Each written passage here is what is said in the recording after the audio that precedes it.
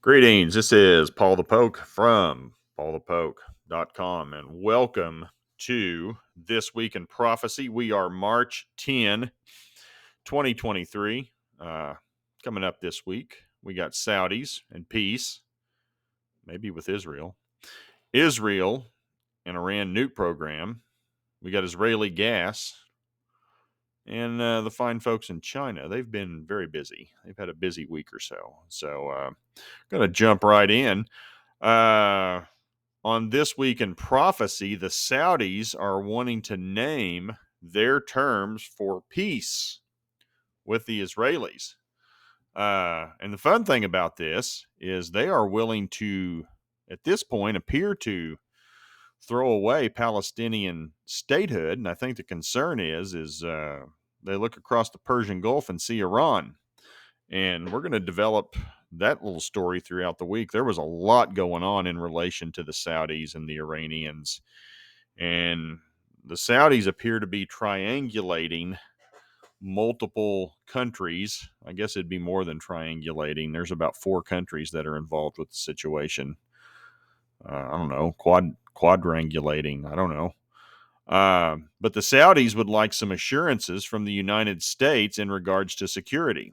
And we're going to take a look at this. I've got a link to this article right here, JerusalemPost.com. And Saudi Arabia, peace with Israel contingent on U.S. promises and nuclear aid. Okay.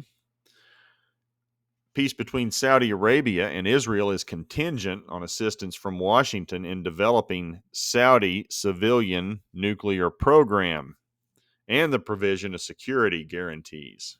Okay, peaceful purposes, of course. So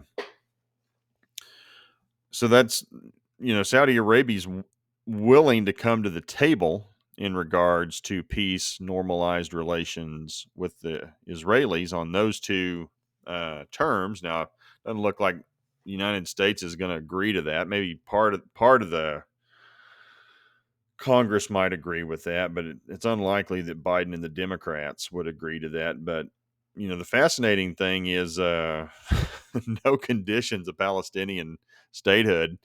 They want the ability to develop peaceful nuclear program to defend themselves against another peaceful nuclear program north of them in the Persian Gulf called the Iranians. Everybody, of course, wants nukes for peaceful purposes. No, by the way, we get a little weapons grade uranium out of this as a side benefit, but it's for peaceful purposes.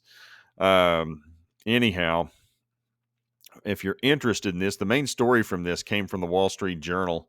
The Jerusalem Post was reporting the Wall Street Journal. I would have put up the link to the Wall Street Journal article, but they have a paywall. So found the next best thing. So for those of you who have access to the Wall Street Journal and have paid for it, you could read that in detail what the Saudis have suggested in regards to peace with Israel, most likely probably joining the Abraham Accords. So interesting little happening.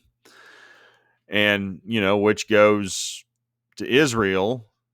Many think Israel is on the verge of striking Iran's nuclear program. And so this happened yesterday, March 9th. This was a tweet sent out by Prime Minister Benjamin Netanyahu. This is his tweet page, Prime Minister of Israel. Prime Minister Netanyahu met today with U.S. Secretary of Defense Lloyd Austin. You can click on this and they're just shaking hands and, doing what politicians do. Looks good. Smiles for the camera, photo op. Prime Minister Netanyahu, we have a common agenda to prevent Iran from acquiring nuclear weapons and preventing Iran's aggression, maintaining the security and prosperity of this region, and seeking to expand the circle of peace, code for Abraham Accords. That is an important agenda. I look forward to our discussion. And again, that's Prime Minister Benjamin Netanyahu's comments, meeting with Secretary of Defense Lloyd Austin of the United States. Here's some pictures. You like the optics, everybody. There's no table, no barriers. We're in a little round circle. Everybody's happy. No power struggle. We're all good. We're all buddies.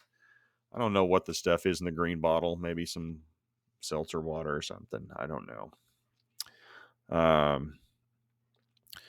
And then after this meeting, Netanyahu hops on a plane and goes to Italy, which we bring in Italy into this situation. And we're taking a look specifically from a prophetic standpoint, implications related to Ezekiel 38:39. Cliff notes for those of you who are new to the website.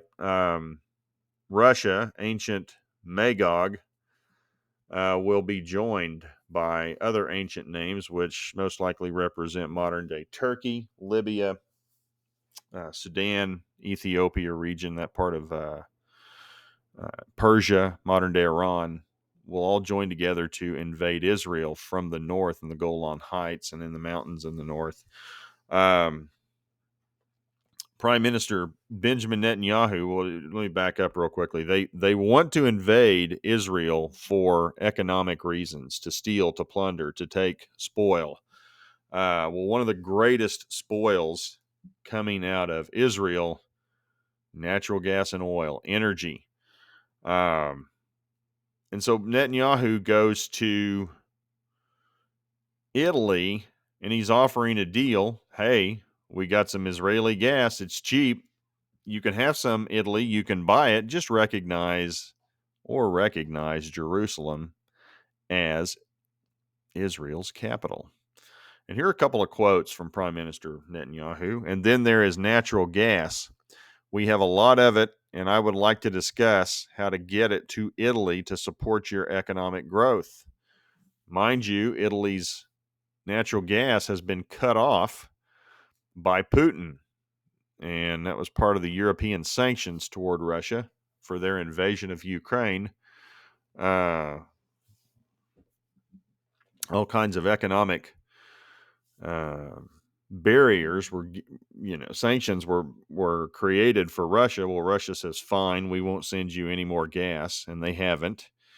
And Italy's been a little chilly this winter. I've had a lack of natural gas. I've had to buy it from outside sources other than what used to be Russia. Well, guess who's stepping in to fill the need? That would be Israel. And here's another quote from Netanyahu. I believe the time has come for Rome to recognize Jerusalem as the ancestral capital of the Jewish people for 3,000 years, as the United States did with a gesture of great friendship. So Netanyahu is equating friendship with recognizing Jerusalem as the capital of Israel. And I know many people will be also very interested in the fact that Netanyahu is in Rome. Some think that the 10-nation federation, the 10 toes of iron and clay and Daniel and the 10 horns out of Revelation, that 10-nation coalition, many people think will be headed up ultimately by Rome or somebody out of Italy. I guess that remains to be seen. I'm open to that being 10 other nations. That has not shown up on the scene yet, but I suspect at some point, I frankly can't believe we haven't seen that, 10 nations come together as part of an end times coalition. While we're discussing Ezekiel 38:39, I think some of that will be brought about. I keep waiting for something of significance to happen with Russia in the region, in Europe, in that it brings people together to where they decide, you know what, we really got to bond together to go up against Russia, or we really got to come together to go up against China. And we're going to take a look at something that happened earlier this week. We got Russia and China coming together, and maybe that's something that puts 10 nations together to decide, you know what, we've got to come together to manage this alliance. I don't know, but just some things to think about. But again, the bottom line is Israel is willing to sell gas to Italy, to Western Europe. Eventually, probably going to make a lot of money off of that. Russia's going to want to take the money. Russia, Turkey, Iran, and it's competition for gas contracts and the sales of energy. That's what Ezekiel 38 and 39 talks about. It's for economic reasons that Russia, Turkey, Iran, Libya, Sudan, Ethiopia, that's why they come against Israel in this Ezekiel 38-39 prophecy, where they want to invade Israel for economic purposes.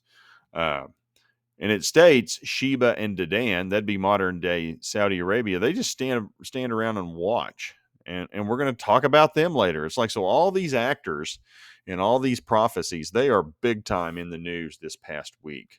And we're going to go from Italy and Israel and natural gas. We're going to go to Revelation 9, verse 16. And the number of mounted troops was 200 million. I heard their number. Well, there are two countries on planet Earth who have the population to support this large of an army. One is India, and my money is on China. They are the most aggressive. They are the one that is posturing the most, making headway on a global stage, doing different things. So first thing we're going to talk about, and this is from TaiwanNews.com. Now, this event apparently happened back in February, but I just saw it come out about a week ago. Taiwan had 2 internet cables cut. And so we're going to go to TaiwanNews.com. Again, links provided for those who are interested in this. And here is a map. Map of submarine cables leading to and surrounding Taiwan. 2 of these have been cut. And so the article says, cut sea cable said to be China's dry run to end Taiwan's internet.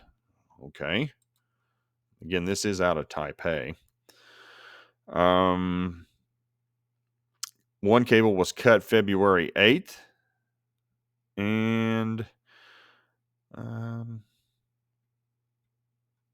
February 2nd and February 8th, drastically affecting customer communication services. Well, that's the internet. Now, submarine cable 2 was allegedly cut by a Chinese fishing boat. Submarine cable number 3 was damaged by a Chinese cargo ship, allegedly. There are suspicions in Taiwan the cables were deliberately cut by the Chinese ships, and that's what caused it. And it's unprecedented for 2 submarine cables between Taiwan and Matsu to be cut within just 6 days. So apparently this doesn't happen. We got some analysis and some different people. 380 submarine cables around the world. It's not a secret. And the maps are there. Everybody knows where they are. 100 to 200 instances of cables per year being affected. 50 to 100 of these involve fishing boats, while the rest were caused by construction or other activities. So far, cable breaking incidents have mainly involved Chinese sand dredgers, and such activity is an example of gray zone tactics. Okay. So just something to think about. Clearly, Taiwan thinks China did it on purpose. I don't know, but something to be paying attention for. And the thinking goes is they'll make the place internet dark, turn off the internet by cutting all the cables, and then Taiwan would be blind to what's going on with an invasion, where it'd be a precursor to an invasion. So, and they're doing plenty of things. The Chinese are doing plenty of things in and around Taiwan. So this is a basic visual showcasing China's People's Liberation Army flight incursions into Taiwan's air defense identification zone through February of 23. So this is through last month. And so all these little look like staples. This is where China has flown into Taiwanese airspace. And this is provided on Twitter by Damien Simone, or Simon. Okay, he is the source of this. Let's see, doesn't say, but these go up every day. So for people who are interested in this, you can find these things on Twitter. People put them out there, And frankly, the government of Taiwan puts these out every time China invades their airspace or their water space. They put stuff up. You can see it. They tweet it. Hey, China did this today. Okay. Um, China also, this is very concerning. This is not good. Russia, China agreed on military technical cooperation in response to recent NATO aggression in the region. So Russia reaches out to China, China reaches out to Russia. They've agreed to support each other in regards to Russia's activity in Ukraine. And the thinking is, as well, Ukraine's got support by NATO. We may need some support from the Chinese. The Russians may need support from the Chinese, since Ukraine's getting support from NATO. They reached an agreement on the 4th, 6 days ago, about a week ago. China also, this happened today, I believe. China brokered a negotiation between Iran and Saudi Arabia. Here's the Saudis are back in the news again. So on the one hand, hey, we want some support from the United States, and we need some nuclear capability and technical skills for peaceful purposes. And then you got the Saudis reaching out to the Chinese in regards to trying to normalize relations with Iran. And so this is from the Saudi Arabian Foreign Ministry. It's an official government account. Joint trilateral statement by the Kingdom of Saudi Arabia, the Islamic Republic of Iran, and the People's Republic of China. Let's read the deets here.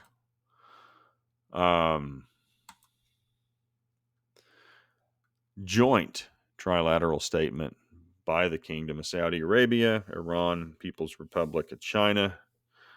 Noble initiative of His Excellency President Xi Jinping, China. Support for developing good neighborly relations between Saudi Arabia and Iran. And an agreement between His Excellency Xi Jinping, leadership of Saudi Arabia and Iran. China would host and sponsor talks between the Saudis and Iran from their shared desire to resolve the disagreements between them through dialogue and diplomacy, and in light of their brotherly ties, adhering to the principles and objectives, charters of the UN and the Islamic, or the Organization of Islamic Cooperation, and international conventions and norms. Two countries held talks during the period March 6th through the 10th in Beijing. Mohammed Al-Iban, or Dr. Musad bin, His Excellency Dr. Musad bin Mohammed Al-Iban from the Saudis, Minister of State. That's a lot of titles. And Admiral Ali Shamkhani of Iran, Secretary of the Supreme National Security Council of the Islamic title. This is very official title. They both expressed their appreciation and gratitude to the Republic of Iraq and the Sultanate of Oman for hosting rounds of dialogue that took place between the two sides in 21 and 22. Expressed their appreciation and gratitude to the leadership and government of China. So you see Iraq and you're like, well, that's interesting. Oh, it gets more interesting when we get further into this. You'll see why. Iraq's got their finger in this. China's got their finger in it with Iraq as well. So these three countries announced an agreement that has been reached between the Saudis and Iran that includes an agreement. We're just going to agree to resume diplomatic relations between the two, reopen their embassies and missions within a period not exceeding 2 months. Respect for the sovereignty of states and the non-interference in internal affairs of states. Yada, yada, yada. I'm not going to go on. But the bottom line, Saudis are agreeing to try to normalize relationships with the Iranians, and you got the Chinese brokering the deal, which China also tried to broker a peace deal had some 12-point plan between Ukraine and Russia, which that fell on its face. Nobody was interested, but they put their nose in there. They were reaching out in peace, which leads us to Iraq and China. Iraq will settle business transactions in yuan with China. And this was put out by Russia Times. Country, that'd be Russia, is looking to cut back on, I'm sorry, that'd be China. Country is looking to cut back on dollar dependence. For the first time that imports would be financed from China in yuan, as Iraqi imports from China have been financed in US dollars only in the past. So Iraq's central bank announced this week the country's trade with China may soon be settled in yuan. Attempt to improve access to foreign currency. And that's the thing, too. You hear a lot of talk about the BRICS. Well, people have been talking about the BRICS countries. So that'd be Brazil, Russia, India, China, South Africa. Well, everybody wants to join the BRICS basket of currencies to get away from the dollar. And one of the major concerns is that the Saudis join in with the BRICS in their reserve currency, and then goodbye petrodollar is the thinking. The dollar gets devalued, trashed, etc. But it does appear we are headed toward more regional economies and transactions taking place with those regional currencies. Now, you got all these central banks in the East, that'd be China, Russia, the Philippines, I've seen is doing a bunch. So's India. All these central banks are gobbling up gold at a crazy rate. And the thinking is that whatever currency they decide to develop is going to be backed in a commodity, whether it's priced, be it backed in gold, oil, whatever. But that seems to be the thinking as to where this is going. Now, this is fascinating. The regulator may boost the balance of Iraqi banks that have accounts with Chinese banks in yuan. Another option would be to boost local banks' balances via the central bank's accounts with JP Morgan, US Bank, and Development Bank of Singapore. So, lots of people wanting their hand in the cookie jar on this deal. The first option would reportedly depend on the central bank's yuan reserves, while the other would use the bank's U.S. dollar reserves at J.P. Morgan and DPS. And then again, that'd be the Development Bank of Singapore. So the Singapore Bank and J.P. Morgan, obviously dollar denominated. The two banks would convert the dollars to yuan and pay the final beneficiary in China, Salih explained. So get a little cut there for making the transaction, making it happen. So, United States would still have a finger in it. But the move is the latest sign of the yuan's growing role on the international stage. Yes, I would agree with that. But it's not just that. It's the basket of currencies. There's not enough yuan to make this happen. Although the bank in China, the People's Bank, they're printing yuan like crazy because they know they don't have enough, but yet that's what they're trying to do. So keep your eyes on this. This would, if the Saudis would decide to just, in the Middle East would decide to start opting for settlements in yuan or the BRICS basket of currencies to get away from the dollar, that would be, we'd wake up in a different world one of these mornings. And that could happen. But I don't think they, based on the people I've been talking to about this, there's not enough currency to pull this off yet. Now, the question would be, hey, what if they just decide to, let's just do this and let's let some dominoes fall? And who knows where that may lead things, but keep an eye on it. We do need to be paying attention to it because, again, these are key players in the end times events. You have China, you have Russia, you have the Saudis, Israel, of course. The United States is not directly mentioned, but we're clearly maneuvering within the situation. Interesting times. And again, click on this link, will take you to this article here. This is from Kyle Bass. This is a great observation. So this is for all you environmentalists out there who want to save the planet and want us to spend all kinds of tax dollars and get away from gas powered cars and go to electric. Annual CO2 emissions. The US and Europe, 44% of global GDP, are each down 1 billion tons of emissions, while China, 18% of global GDP, has recklessly expanded 7 billion tons over the same time frame. And this is just it. This is the thing that's frustrating for a lot of us. Yes, we want to take care of our planet. Yes, we need to be more responsible. Yes, we need to cut down on pollution.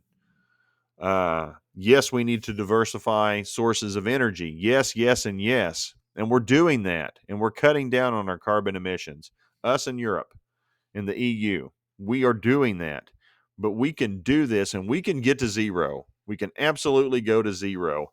And it's not going to matter one bit when you have China, who's just has no intention of trying to be responsible or be a decent steward of the environment. And this doesn't count India.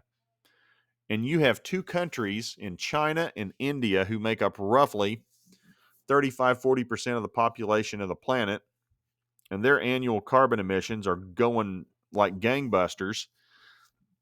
If you were to throw India in with this, I mean, holy cow, China exceeds the combination of the United States and Europe. What if you throw India in there? A lot of these people are still using wood for energy to cook.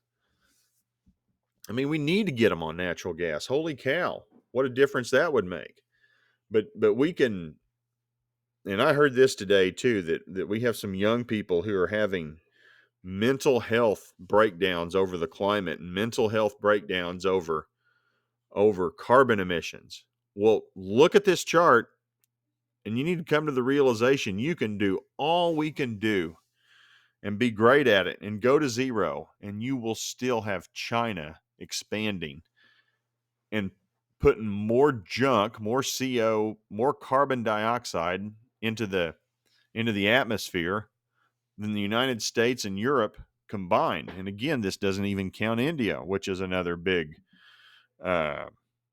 country with massive amounts of carbon dioxide emissions. But, facts be damned, it doesn't matter. I mean, got to save the planet. And it's just silliness. We're spending a whole bunch of money, and they're asking us to spend more and more and more. And again, I'm not saying we shouldn't be responsible. That's not the point. But until we bring other countries along, and we can't pay for their stuff either. It's got to be important enough for them to want to do it.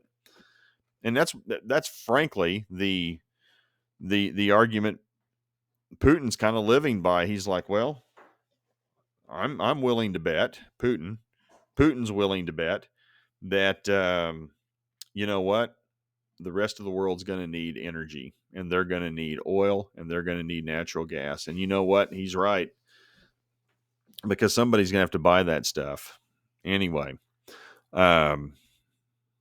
Just look at the chart. Come on. You got to get these other people on board. And then what's going on at Cape Canaveral, Florida? This is from The Drive. The Drive, the war zone. Mysterious launch out of Cape Canaveral. This happened earlier in the week. Appears imminent. Well, something happened. All signs point to an imminent test launch of an exotic system, possibly of the hypersonic variety, from Cape Canaveral Space Force Station, United States Space Force. It was developed by Donald Trump. Cape Canaveral Space Force Station. So social media was abuzz. So we had different tweets out there. Of course, we have people watching these things. Unannounced, unscheduled launch from Cape Canaveral. Jacksonville has set a security zone around Cape Canaveral. Shows the areas that have the zone around it. Open source intelligence community of social media has been actively watching the area Two of the Missile Defense Agency's highly modified Gulfstream jets, which use the call sign Halo, were seen taking up station generally along the hazard area's path, as they normally do, to track projectiles and gather other data on missile test launches and intercepts. They're the jets. Hazard zones indicate maybe that there is or was a missile test planned for today, and photos show what appear to be a hypersonic missile launcher. This may or may not have had the... There it is, right there. Somebody thinks was a hypersonic missile launcher. Long-range hypersonic weapon. Lockheed Martin. There's the commercial for it. May have been fired off Cape Canaveral.